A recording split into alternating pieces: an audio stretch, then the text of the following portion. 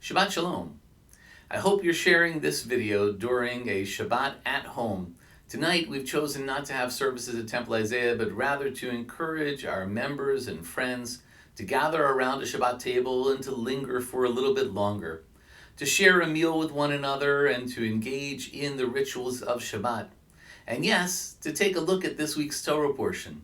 I wanted to share a word about Parashat Va-Yetzei that we read this Shabbat, especially in light of Thanksgiving, which we gathered around tables all across our community, families and neighbors and friends, last night. Va-Yetzei has a very beautiful tie-in to Thanksgiving.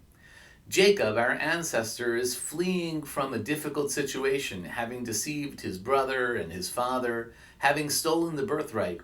And as he flees, he has a special dream, the dream that we know of the ladder and the angels going up and going down, a dream that ends in a promise of protection for Jacob. God promises Jacob that God will be with him and God will ultimately bring him home once again. Upon waking up from this dream, Jacob says, yes, God was in this place and I did not know. But I wanted to look very specifically at the vow that Jacob makes at the end of that segment of Torah. Jacob then made a vow saying, if God remains with me, protecting me on this journey that I am making, and giving me bread to eat and clothing to wear, and I return safely to my father's house, then Adonai shall be my God, and this stone which I have set up as a pillar shall be God's abode. And of all that you, God, have given me, I will set aside a tithe for you. V'chol asher titen li, aser a'asrenu lach. It's a really interesting moment when Jacob initiates the practice of giving tithes of 10% of what it is that you have, of the bounty.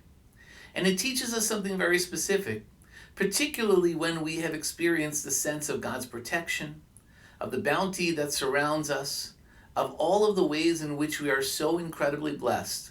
It is upon us, it is our responsibility to take from that which we're given and to turn it around and bless others. In Jacob's case, he pledges a tenth of everything that he has been given to give back to God.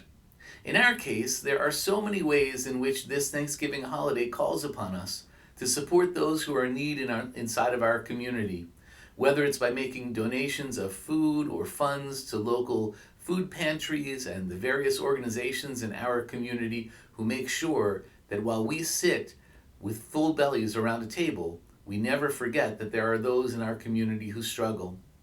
It also teaches us that we are compelled, particularly in times of greatest blessing, to turn around that blessing and to recognize it, to share that with others, and also to give thanks to God for the blessings in our lives. I hope that around your table you could maybe take a few modim moments tonight. What is it that you are thankful to God for? What is it that you give true thanksgiving on this Shabbat? Share with one another, share with those who aren't at your table, pick up the phone and give a call to someone you haven't seen in a long time. Turn around the blessing and be a blessing to others.